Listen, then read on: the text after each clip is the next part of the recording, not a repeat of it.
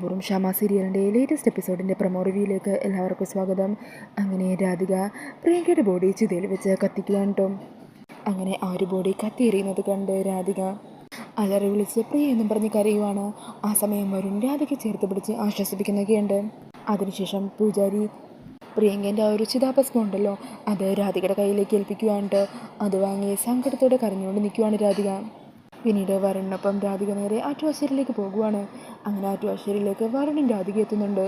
അവരുടെ കാർ കാണുന്നതും മുത്തശ്ശി നേരെ പുറത്തേക്ക് ഇറങ്ങി ചെല്ലുവാണ്.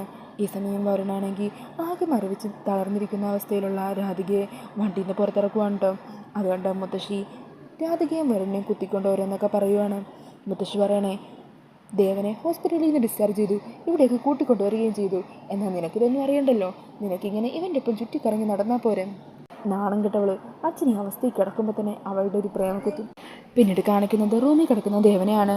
ദേവൻ പുറത്ത് വെച്ചൊക്കെ കേട്ടിട്ട് രാധിക വന്നോന്നിങ്ങനെ യശോദയെ വിളിച്ച് ചോദിക്കുന്നൊക്കെ ഉണ്ട് കേട്ടോ. ഈ സമയം രാധികയാണെങ്കിൽ പ്രിയങ്കയുടെ ചിതാഭസ്മമുള്ള ബാഗും ഇങ്ങനെ മുറുകെ ചേർത്ത് പിടിച്ച് പതിയെ ദേവൻ്റെ മുമ്പിലേക്ക് വരുവാണ്. അപ്പോൾ ഇതൊക്കെയാണ് കേട്ടോ ലേറ്റസ്റ്റ് പ്രൊമോയിൽ കാണിക്കുന്നത്. ഈ ഒരു പ്രൊമോ റിവ്യൂ ഇഷ്ടമായിട്ടുണ്ടെങ്കിൽ മറക്കാതെ വീഡിയോ ഒന്ന് ലൈക്ക് ചെയ്യണേ.